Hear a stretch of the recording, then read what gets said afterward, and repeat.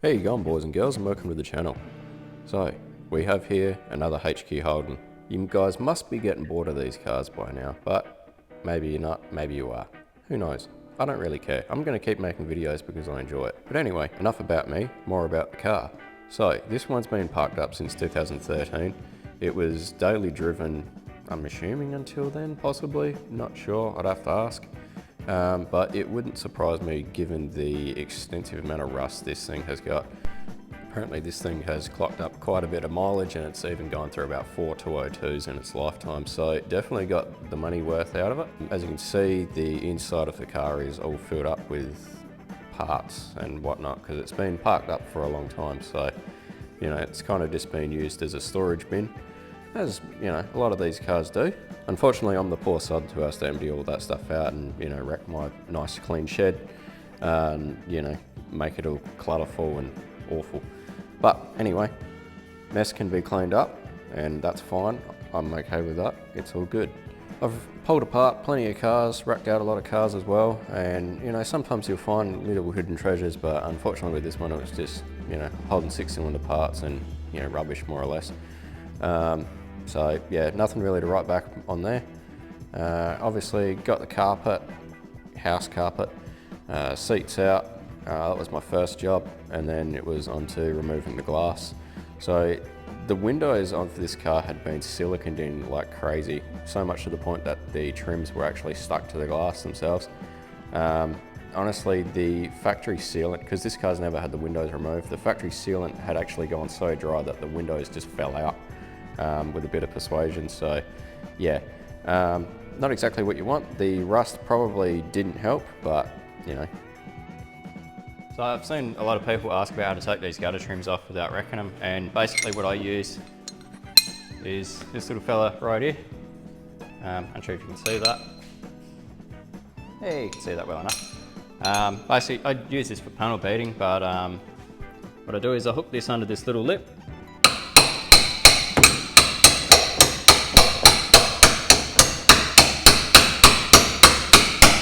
Sometimes they take a little bit of work to get off, but what you got to make sure not to do is get this edge fully off and then, you know, work down here, because by the time you've gotten it off, you've twisted it up like a pretzel, so you got to take it off sort of gradually. So stick them under. Oop.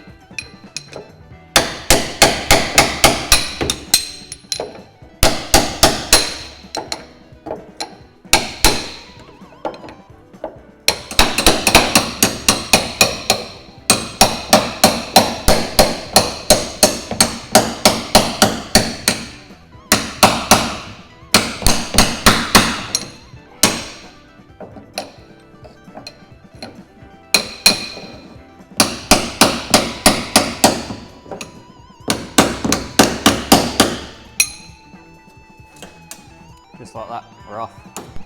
So now that's out of the way, it's time to pop out the front windscreen. Pretty straightforward.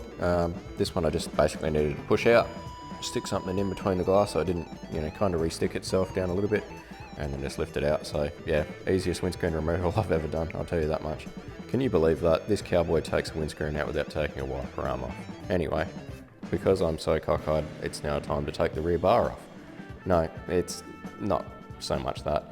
A lot of the time I just stop filming things and then I'll start filming again and then I'll stop filming again.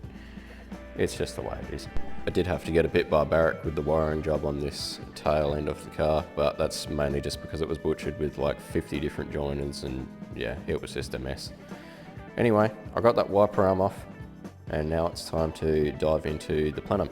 So full of leaves and grime and gunk and whatnot. A lot of the screws wouldn't come out. You know, the heads of them were just rusted, like beyond unscrewing them. So I ended up getting them there with the die grinder with the carbide bit. Basically just thinned the head off a little bit until I could pop the trims off, you know, from where the head was. Does that make sense? No, probably not. Doesn't matter.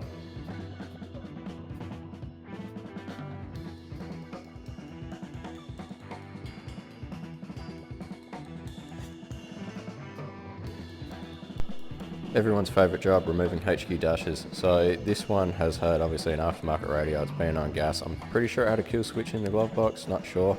But it was just a mongrel, and basically I had to disassemble every little piece to get the dash apart. So I didn't end up filming that, but it was a mongrel of a job.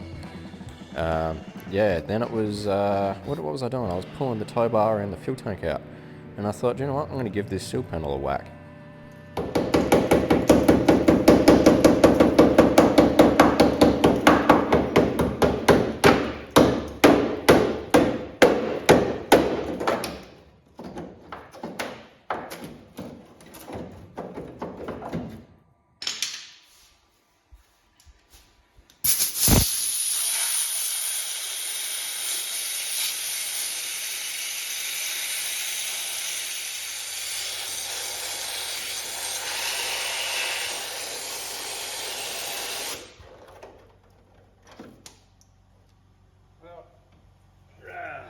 There goes an outline. That's good.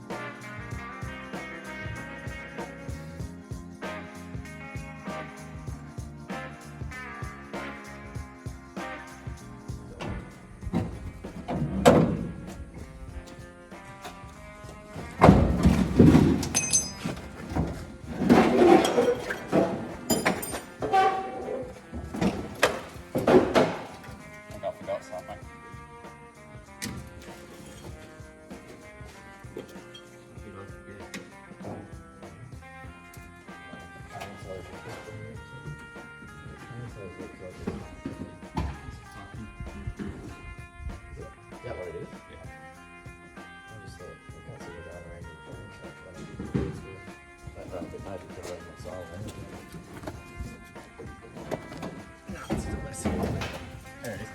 Look. It's up now. It's not. Oh, the other fucking trans line. I said that. No, we got it there. I saw it, brother. It would be nice to save them, but.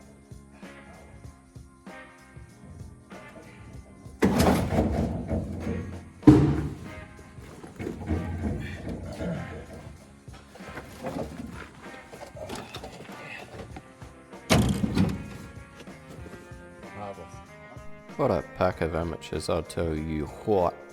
Anyway, it was just easier for me and the old boy to pull the whole front clip off in one piece.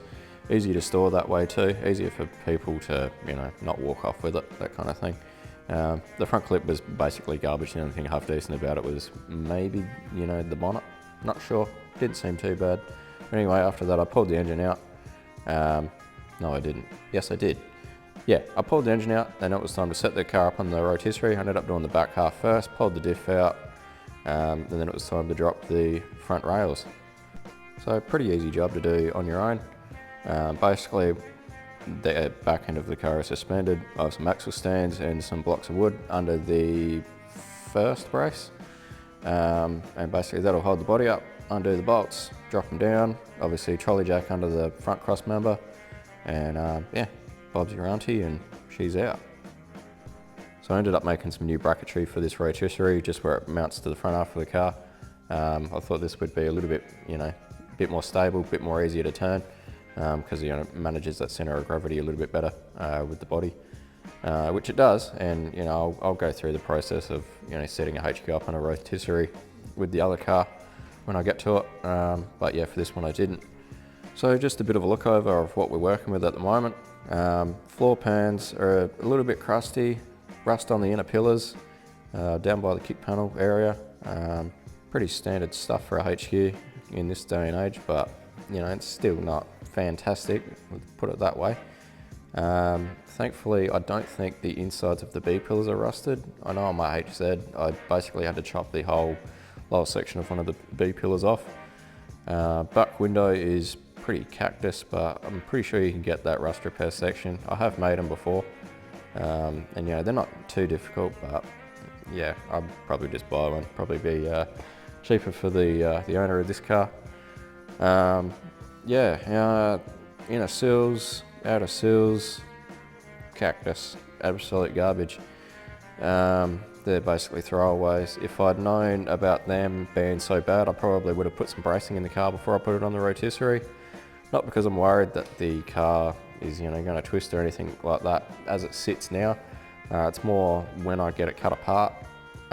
Obviously it'll have to be on a rotisserie when I repair that stuff, because a lot of it's not accessible when the car's on the chassis. So I'll put some bracing in the car at some point, and then I'll get that cut apart and see what we're working with.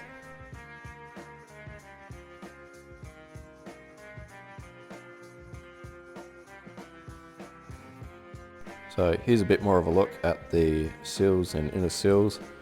As you can see, you're not meant to be able to see straight through that. They're pretty bad. Same with the wheel arches on this car. They've been repaired once before, and I'd say 87% of it's bogged. The boot floor is a bit I'm not sure about the boot floor. As same again on this side. Wheel arches, dogleg, lower quarter, sills, inner outer. Bit of rust in the inside dogleg area. Pretty nasty, but it's something that I can either make, or I might have a cut here off a car. This pillar on this side is also a bit crusty, but yeah. Anyway, it's time to get rid of all the grease and stuff like that, because one of the things that I absolutely hate when you get a car blasted and it comes back and it's been epoxied, and there's still bits of grease and tar, and it's crap. It makes prepping up the car for paint absolutely horrible, like prepping up the underside, I mean. So spend the time, doesn't take long. You might spend a couple of hours on it, but I mean, believe me, you'd rather spend a couple of hours on the gurney than, mucking around, scraping old grease off and prepping up bare metal and re-epoxying things. And it's just, make sure they're clean before you get them blasted is what I'm trying to say. Another thing I just thought I'd mention is, do this now. Don't try and do it later in the piece. Obviously there's, no sense in getting a car blasted and epoxied and then, flushing the whole thing out with water. That's just kind of dumb. Now is the time to do it. Make sure, you get water in everywhere. Try and flush out as much as you possibly can before you cut the car apart.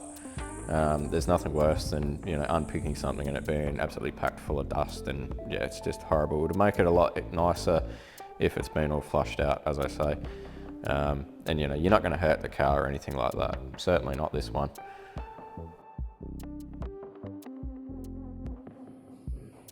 So I just thought I'd put a small bit of footage in of me turning the car over. Not that it's that exciting, but I'm not a real hefty bloke, and I can turn this thing over pretty easily. Obviously you still have to be a little bit careful, because I have seen cars on rotisseries get away from people. It can be quite scary at times. So just keep your wits about you. Always play it safe. And look, if you're a bit unsure about it, get another set of hands, get another set of eyes. Sometimes it's easier if someone else can chuck the pins in. This one's meant to have pins, but I've just got bolts. The springs and stuff are all a bit crap. This isn't, the highest quality rotisserie. It's just a cheap one from probably, 10 years ago or so. But it does the trick.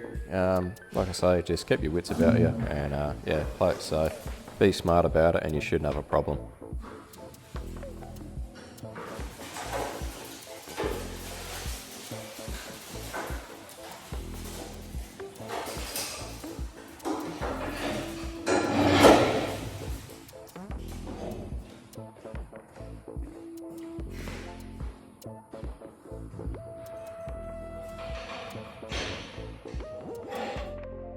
Alright, so I reckon that'll probably do it for this video.